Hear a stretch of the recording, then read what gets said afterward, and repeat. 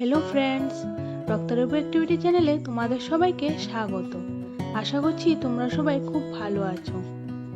আমি আবারও চলে এসেছি তোমাদের জন্য চিকেনের একটি রেসিপি নিয়ে। সবার ঘরে ঘরে কিন্তু প্রায়ই চিকেন হয়ে থাকে, অনেকেই ভীষণ ভালো বানাতে পারে। তবে বন্ধুরা, আমি আজকে যেভাবে বানাচ্ছি এভাবে বানালে কিন্তু চিকেনের স্বাদ আরও দ্বিগুণ বেড়ে যায়। নিশ্চয়ই তোমাদের সবার খুব ভালো লাগবে। চলো বন্ধুরা, সবার প্রথমেই আমি এখানে দেখিয়ে দিচ্ছি যে চিকেন রান্নার জন্য আমি কি কি উপকরণ নিয়েছি। চিকেন তো অবশ্যই লাগবে। আমি এখানে 700 গ্রাম চিকেন নিয়েছি, সাথে নিলাম কিছু পেঁয়াজ কুচি আর মিডিয়াম সাইজের 2টি পেঁয়াজ বাটা, জিরে গুঁড়ো, লাল লঙ্কার গুঁড়ো, ধনে গুঁড়ো, স্বাদ অনুসারে নুন আর হলুদ গুঁড়ো, আদা আর কাঁচা লঙ্কা একসাথে বাটা আর রসুন বাটা। এখন চিকেনটাকে ম্যারিনেট করব।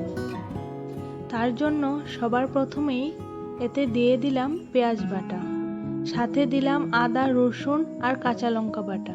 এবার সমস্ত গুঁড়ো মশলাগুলি দিয়ে দিলাম, সাথে দিয়ে দিলাম নুন, এরপর দিয়ে দিলাম কুচানো পেঁয়াজ আর সবার শেষে 2 চামচ তেল দিয়ে দিলাম।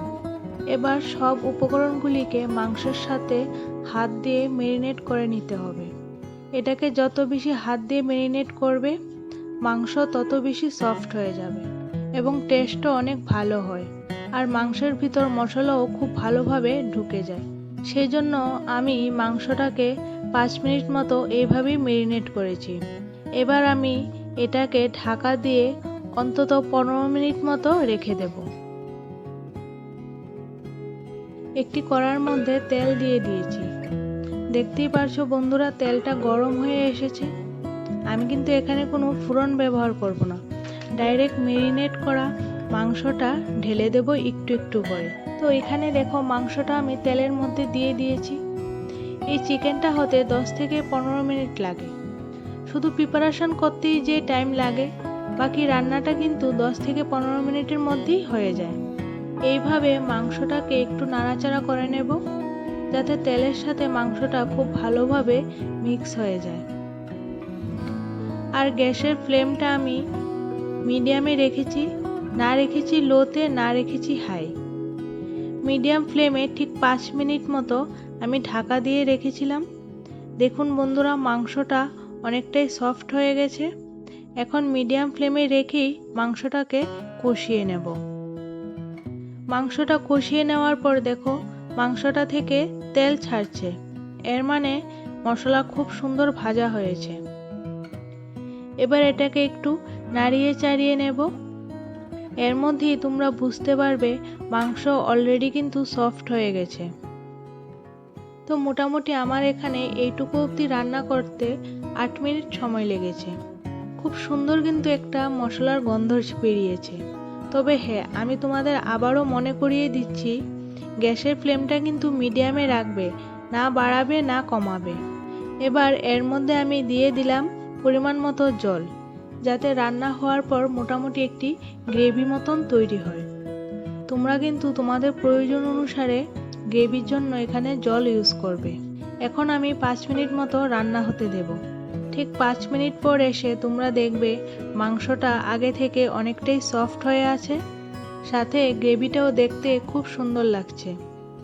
এখন এটাতে আমি অ্যাড করব কসুরি মেথি পাতা আর চিকেন মশলা। একটু নেড়েচেড়ে নিয়ে গ্যাসটাকে অফ করে দেব। এইভাবে ম্যারিনেট করে চিকেন রান্না করলে কিন্তু চিকেন রান্নাতে খুবই কম সময় লাগে।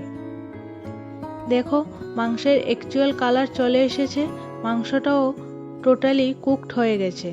দেখো বন্ধুরা, রেডি হয়ে গেছে একটু ডিফারেন্ট টাইপের চিকেন কারি, যেটা রান্না করতে আমার 10 থেকে 15 মিনিটই সময় লেগেছে। তোমরা যদি ম্যারিনেশন আর প্রিপারেশনের টাইমটা বাদ দাও তাহলে কিন্তু 10 থেকে 15 মিনিটই কুকিং টাইম লাগে। সো রেডি হয়ে গেছে চিকেন কারি। অবশ্যই বাড়িতে এরকম চিকেন কারিটা ট্রাই করো, আর কিরকম রান্না করলে আমাকে কমেন্টে জানিও। রেসিপিটি যদি ভালো লাগে তাহলে একটি লাইক করে ফ্রেন্ডস এবং ফ্যামিলির সাথে শেয়ার করো। এরকম আরও ইজি রেসিপির আপডেট পেতে আমার চ্যানেলটিকে কিন্তু সাবস্ক্রাইব করে রাখবে। তবে বন্ধুরা, তোমাদের সাথে আবার দেখা হচ্ছে নতুন একটি রেসিপির সাথে। ততক্ষণের জন্য তোমরা এই রেসিপিটাকে এনজয় করো। Good bye.